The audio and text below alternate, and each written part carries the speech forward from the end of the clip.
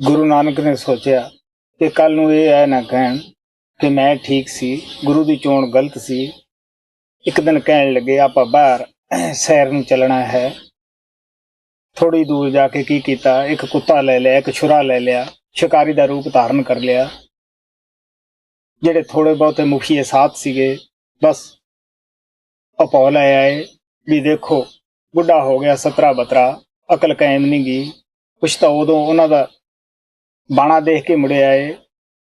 थोड़ी जी अगे गए, उत्थे उन्होंने पैसों की वरखा की। उत्थे लोग माया चुगन लग पे। होर थोड़ा बहुत अगे गए, सिर्फ भाई गुरदास बाबा बुढ़ा ही उन्होंने साथ रहा। बाकी सब मुड़ गए क्योंकि पैसों के लालच दे विच लग गए। उन्होंने कहा भी तुसीं मुड़ जाओ, वो ना मुड़े।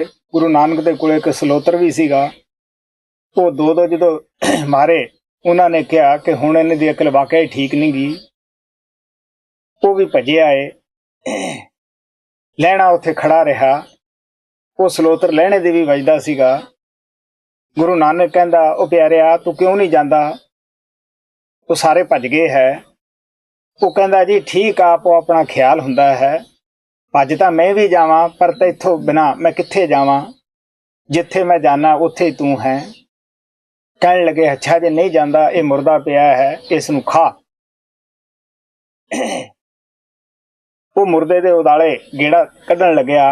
गुरु नानक गुस्से च बोले, कहण लग्या मैं तेनू कहा सी खा, तू किस तरह दे उदाले चक्कर कट रहे हैं?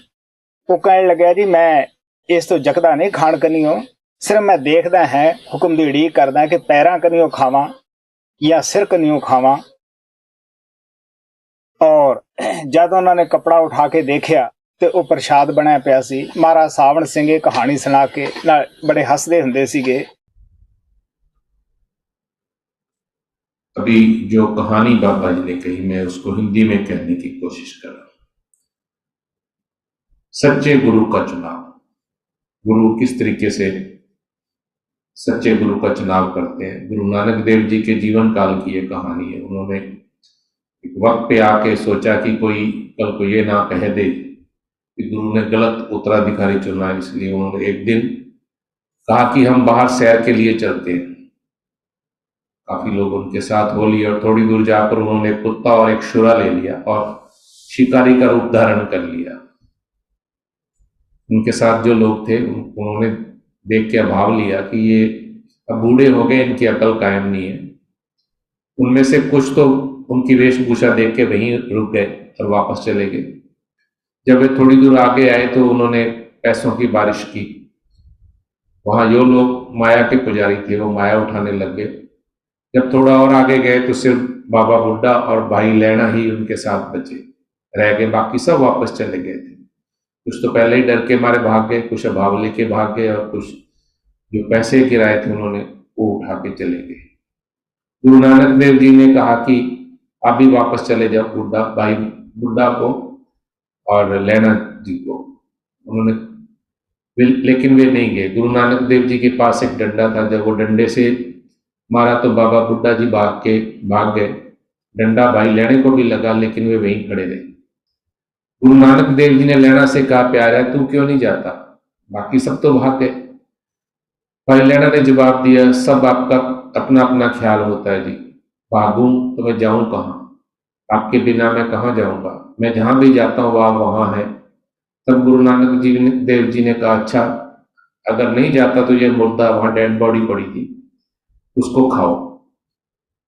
भाई लैणे ने मुर्दे के चारों तरफ चक्कर लगाने शुरू कर दी और गुरु नानक देव जी ने फिर उनको गुस्से से कहा मैं तुम्हें कह रहा हूं कि खाओ और तुम इसके चारों तरफ चक्कर लगा रहे हो। भाई लैणे ने कहा मैं खाने से नहीं जी सकता, मैं सिर्फ आपके हुक्म का इंतजार कर रहा हूं, इसको पैरों की तरफ से खाऊं या सिर की तरफ से खाऊं। लेकिन कपड़ा उठाया तो वहां प्रसाद था।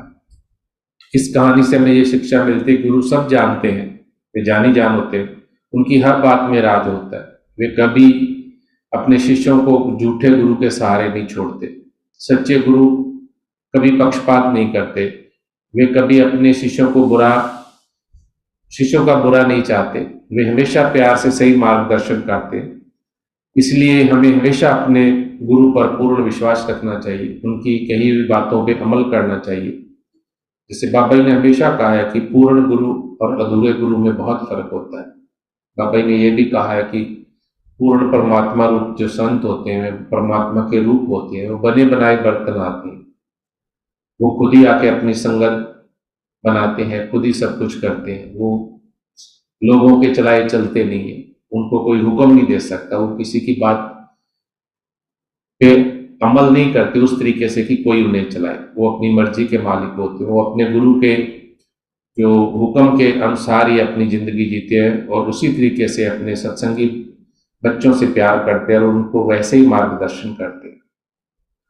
उनमें कोई लाग पेट नहीं होती, उनका एक डिसिप्लिन भरा जीवन होता है। उनका खान पान, बाबा जी ने हमेशा अपने बारे में कहा है कि मुझे कोई जीभ का रस नहीं, मुझे कोई स्वाद नहीं पता। हमने बाबा जी से हर पूर्ण गुरु के रूप उनके बारे में बहुत कुछ सुना है कि किस तरीके से उन्होंने अपने जीवन में डिसिप्लिन रखा, खाने का, रहने का, हर तरीके का, हर चीज का।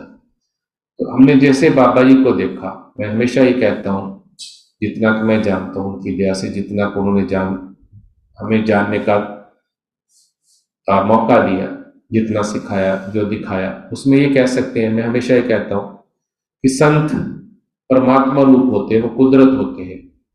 उनके बहुत रंग होते हैं, वो अपने ही रंगों में मस्त होते हैं, लेकिन हर जीव को उसके किस्मत के हिसाब से, उसके भाव के हिसाब से उसी रंग में दिखाई देते हैं। तो उनका कभी एक भाव नहीं होता। वो जिस तरीके का हम मन बना के, जिस तरीके का हम अपना लेके जाते हैं, वो वैसे ही सामने बन के बैठते हैं। और जो हमारे दिलों में सवाल होते हैं, उन सवालों का वो वैसे ही जवाब देते हैं। बाबा जी ने बहुत बार कहा है कि कई बार सेवक मानते नहीं तो गुरु कड़वे रूप में भी जवाब देते हैं। बहुत कम लोग होते हैं कि उस बात को मानते हैं और कहना मानते हैं। बहुत सारे लोग तो अभाव लेके ही चले जाते हैं कि बाबा जी ने, गुरु ने मुझे ऐसा क्यों बोला। हमें नहीं मालूम होता कि फायदा हमारा किस में। इसलिए हमेशा हम सबका फर्ज बनता है कि गुरु के भाने में रहे, उनका कहा माने, जो मौज उनकी है।